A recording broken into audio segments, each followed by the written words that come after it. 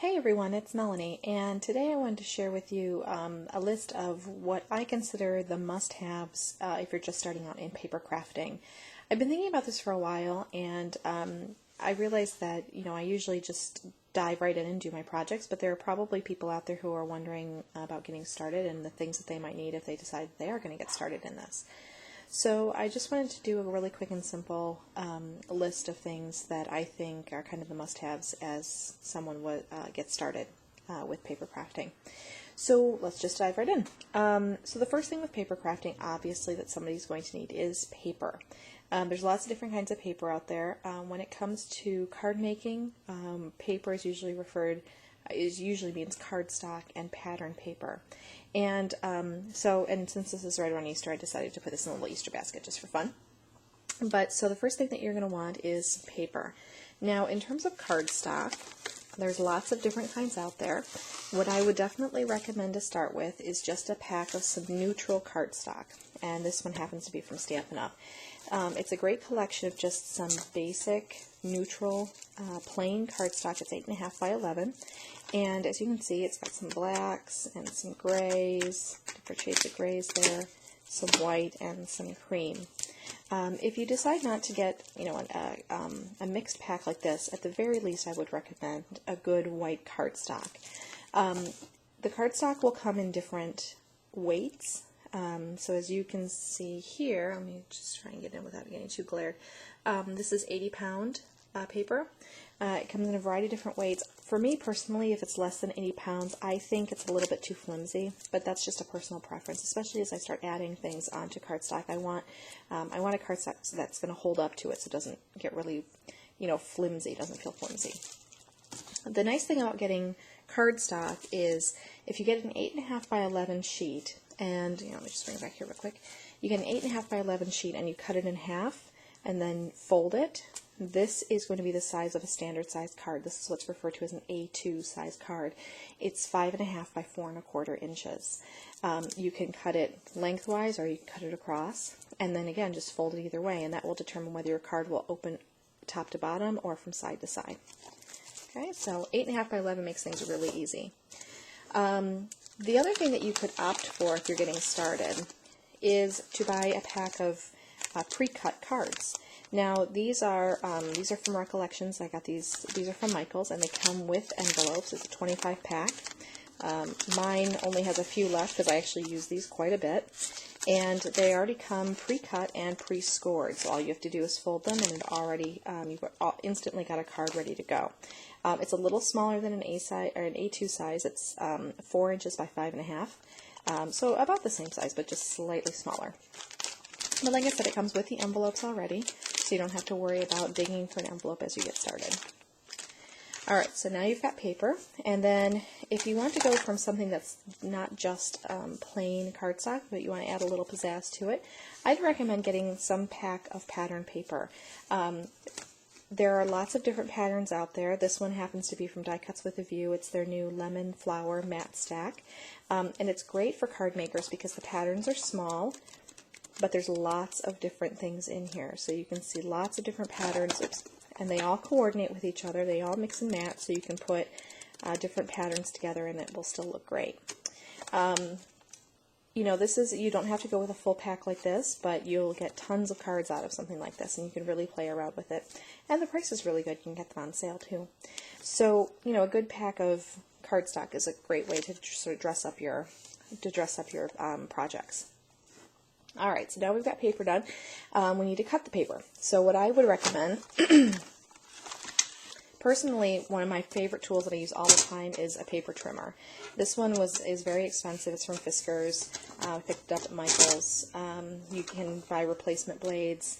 They actually have a different version. This is an older version. I don't think they actually make this one anymore.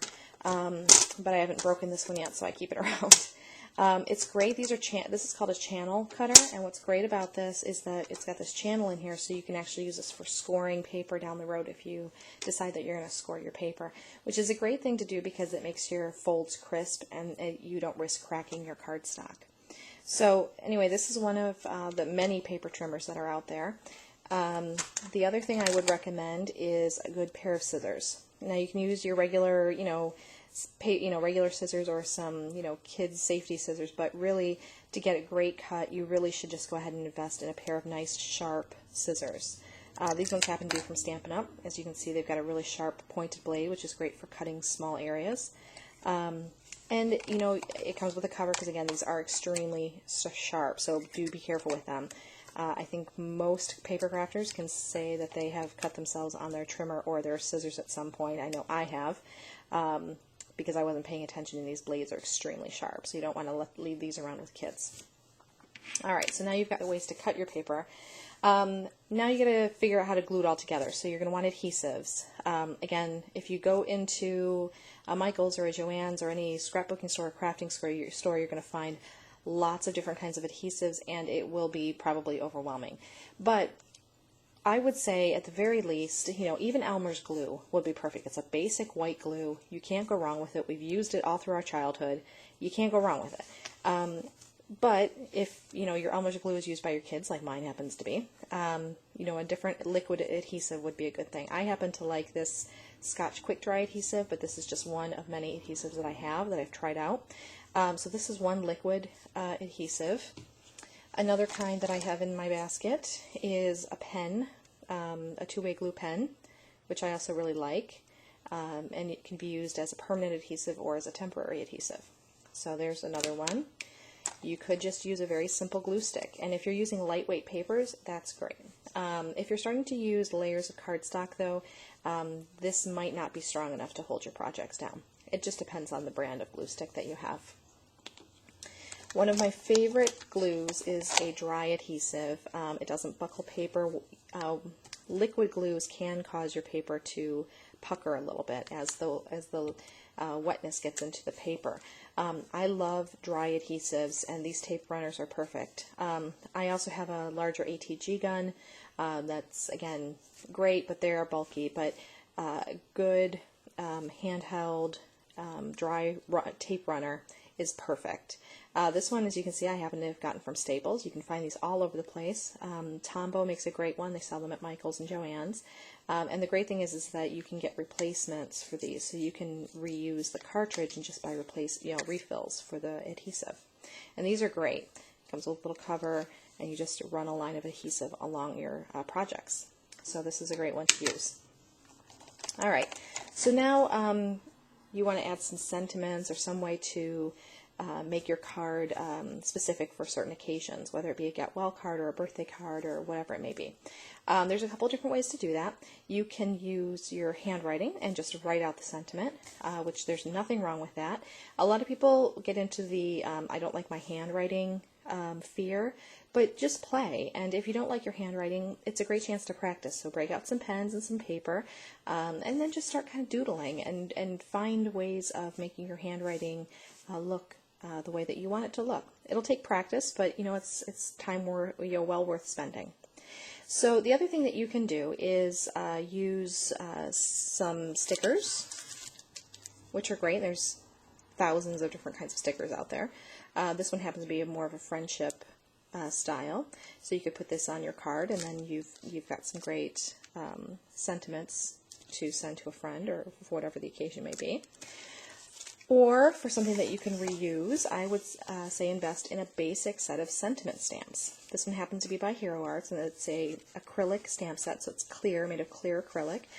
Stamps are generally made out of clear acrylic or rubber. So it all depends. So for instance, I got one right here. Here's a rubber stamp set. Okay, but a good basic sentiment stamp you can't go wrong with. So this one, like I said, happens to be from Hero Arts. It covers basically everything except for birthdays. It doesn't have a happy birthday wish on here, but otherwise it's got just about everything else you could possibly need for card making. I love this set. I use this a lot. Again, a basic set you can't go wrong with. With these type of stamps, these clear acrylic stamps, you do need some way of mounting them. They're just too flimsy on their own, so you'll need some sort of an acrylic block. I happen to have gotten this one from Lawn Fawn. I like, especially for sentiments, just to have a narrow one, and it's long, as you can see. And what's great about it is you can use it for all different lengths of sentiments, but then it's not too big. So, you know, a good acrylic block will be all you need for your acrylic stamps. You'll need ink, and I would say at the very least invest in a black and probably a brown. That will cover just about every range of color scheme you may have for your projects. If you're going with a warmer tone or a cooler tone, you've got it covered here. These two happen to be by Memento, and I really like the Memento inks, but again, there's lots of different kinds of inks out there, so a couple others I happen to have on my desk. Whoops. Distressing by Ranger, and this is a stamp pad from Stampin' Up. Okay. Alright, so what else do I have here in my basket? So here's just some extra goodies that I think are very helpful to have when you're starting out with card making. The first one is a ruler. I use my ruler a lot. This one I've had for ages, and it's just a very simple, a simple ruler. I use it for, just making lines. I measure with it, all the different things you would do with a ruler. I find them very helpful. And then some sort of writing instruments. At the very least, a black pen or a marker. It doesn't have to necessarily be a scrapbooking marker. This one is a Sharpie pen that was on my desk at work, happened to come home with me, and now is residing in my caddy. And I am a big fan of white gel pens too. My favorite is this one by Signo, the Uniball Signo gel pen. I love this. The flow of this is really great. And you can pick these up in different stores. I happen to have gotten mine through Stampin' Up. And then a pencil. I freehand a lot of things on, I eyeball and freehand a lot of things on my cards, but at the same time I like to have a pencil handy in case I need to make marks on the paper, or in some way need to, or I write measurements down if I'm trying to remember how big I want a piece of paper that I'm cutting. Personally, I prefer a pencil with a white eraser, and that's just I don't know, it's just a thing, because if I ever have an eraser that might mark my paper, I get really paranoid by it, so I tend to use a white eraser, but purely personal choice. Okay. And then, so now we've basically hit the end of our basket, and you're ready to go. Sorry, I'm shaking a little bit here. The last thing I would recommend is some form of inspiration. Now, YouTube obviously is an awesome place to get inspirations. Or else you wouldn't even be here at this point. But I pick up magazines regularly. These are two that I just got. This is the new issue of Paper Crafts and the new issue of Take 10 from Somerset Studio Collections. And these are great for getting ideas on how to, for different projects. You can simplify them. You can take sort of design elements out of them, and the color schemes, and really put them to work. You will find these to be extremely helpful for you as you get started if you're kind of stumped and staring at a piece of white cardstock and not sure where to go with this. So you'll find so many great ideas in these different magazines. So I hope this helps for anybody who is just starting out and has been trying to figure out all the different things that they need to get started. If you have any questions, please let me know. Or any of the other amazing crafters that you'll find here. And then I just wanted to share with you too, with the products that I have here today, I wanted to show a card that you can make with just a few products. So this was the card that I put together, and I used the pattern paper here from here. So I used this pattern paper. I used one of the Recollections note cards. I cut it to fit, and then I took two patterns from the pack as well, and I layered them on top of each other. This Thinking of You stamp I stamped with black Memento ink. It's this one here. I stamped that in black, and then I took my black pen and my ruler, and I just added a border here and then filled in to make it a little bit wider. And then, so the inside's plain. The only additional embellishment that's not in this basket is I stapled the ends just to give it a little bit of, just a little something. So anyway, I hope you like everything that I've shown here today. Again, if you have any questions, let me know. And if you're interested in some more kind of getting started or some newbie sort of topics, let me know, and I'd be happy to do some more. All right, I'll talk to you soon. Thanks. Bye.